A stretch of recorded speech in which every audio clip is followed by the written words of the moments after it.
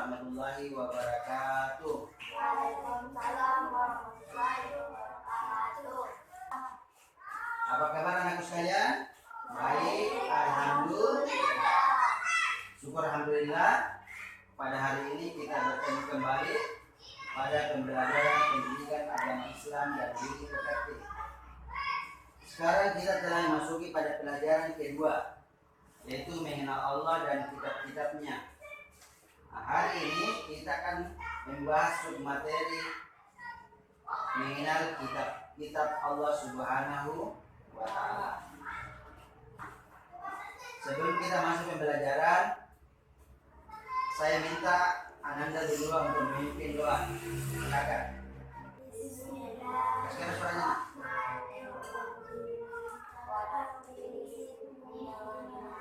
Warzuqni fahman.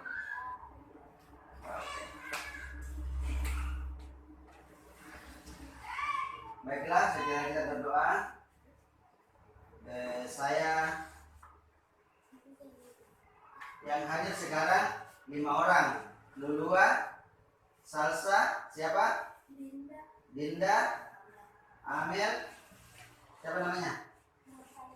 Nur Faiza. Mari kita sebelum masuk pembelajaran, kita lihat dulu apa tujuan pembelajaran kita hari ini. Pertama, meyakini adanya kitab-kitab suci melalui rasul-rasulnya sebagai implementasi rukun iman.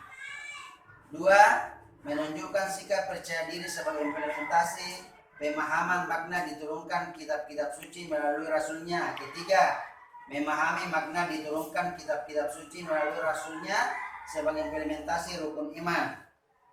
Kemudian 4, menunjukkan makna diturunkannya kitab-kitab suci melalui rasulnya sebagai implementasi rukun iman. Sekarang kita lanjutkan baca surah pendek yang sudah kita pelajari sebelumnya pada pelajaran pertama, yaitu surah At-Tin. Sekarang ikuti Pak Guru ya. Bismillahirrahmanirrahim. Ayat pertama. Wat-tini was-zaitun. Ayat kedua. Wa-turi sinin. Ketiga. Wa hadzal baladil amin. Keempat. Laqad khalaqnal insana fi ahsani taqwim. Kelima. Tsumma radadnahu asfala safilin. Keenam. Illal ladzina amanu wa 'amilus shalihati falahum ajrun ghairu mamnun. Ketujuh. Fama yukadzibuka ba'du biddin. Alaihissallahu biahkamil hakimin. Oke. Sebelum kita masuk materi, sekarang anak-anak sekalian baca materi mengenal kitab Allah. Kepada Sang Pencipta Allah Subhanahu wa Ta'ala, perhatikan ilustrasi gambar berikut.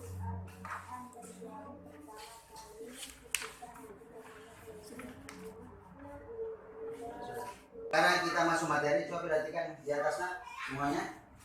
Perhatikan di atas, yaitu mengenal kitab-kitab Allah Subhanahu wa Ta'ala.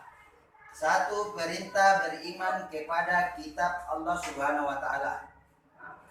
Jadi dalam Al-Quran kita diperintahkan untuk beriman kepada kitab Allah. Beriman kepada kitab Allah adalah salah satu rukun iman. Sekarang kita sama-sama baca perintah beriman kepada Allah yang ada dalam Al-Quran surah An-Nisa ayat 136. Coba perhatikan Pak Guru baca ya. Bismillahirrahmanirrahim.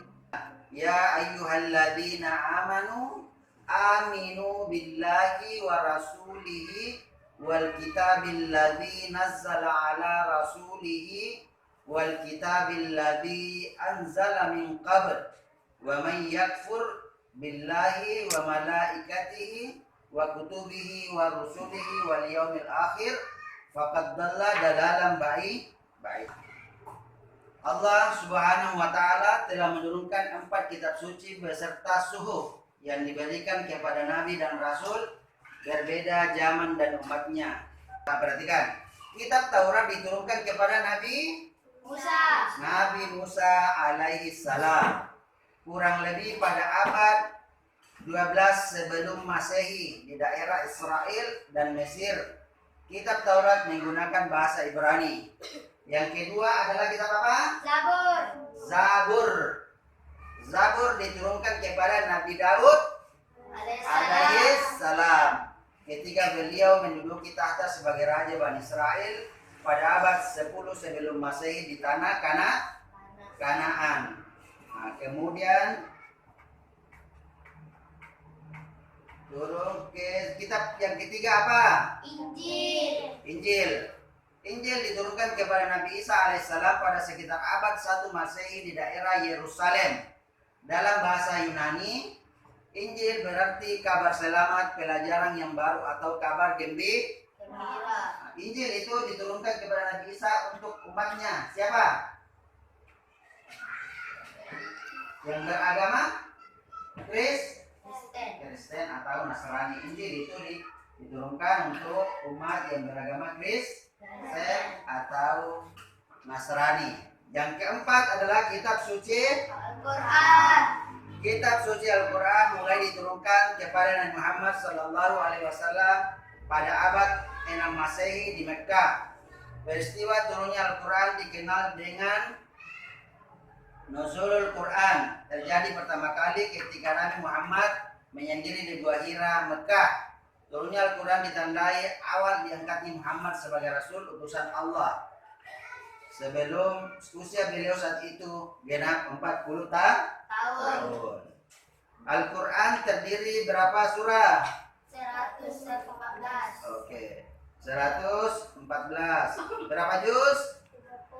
30. Jumlah ayatnya berapa? 6.236 ayat. Oke. Al-Quran diwahyukan selama berapa?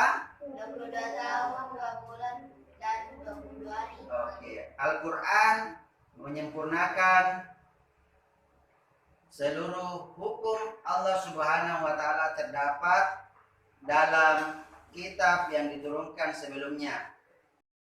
Nah, coba kamu yang kelompok B bagian apa? Injil dengan Al-Quran. Nanti itu coba lihat mana Al-Quran di sini. Mana membahas tentang Al-Quran? Injil. Nah, tulis di situ di kertas pertama Injil diturunkan kepada Nabi Isa alaihissalam. Tulis di kertas pertama. Kita juga tulis di kertas pertama. Injil diturunkan kepada Nabi Isa. Kemudian di kertas kedua mana Injil lagi? Nah, diturunkan di daerah Yerusalem. Nah, itu kertas kedua. Kemudian, nah kamu sudah dari nomor 1 Bapaknya Zabur, mana Zabur? Zabur diturunkan kepada Nabi Daud alaihissalam. Itu kertas kedua, kertas pertama, kertas pertama. Kemudian kertas kedua, ketika beliau menduduki tahta sebagai raja pada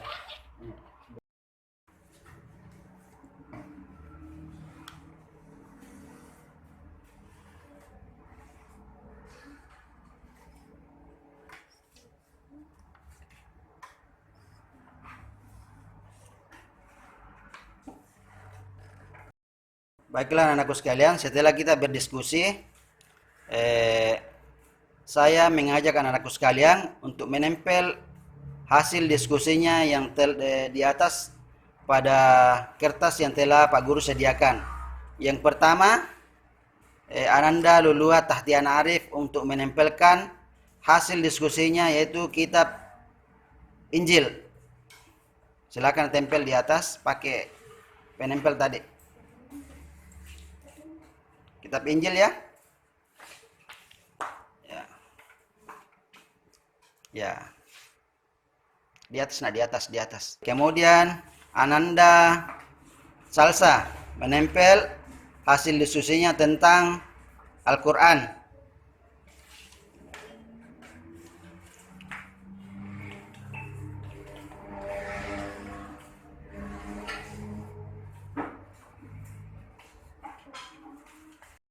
Baiklah Anda sekalian, kita tadi telah menempelkan hasil diskusi kita tentang 4 kitab suci, yaitu tentang kitab Zabur, Taurat, Injil, dan Al-Quran.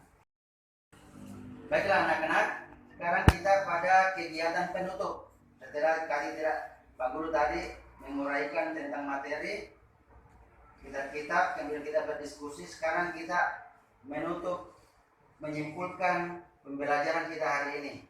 Nah, yang pertama itu tentang perintah beriman kepada kitab Allah Subhanahu wa taala berada dalam Al-Qur'an surah An-Nisa ayat 136.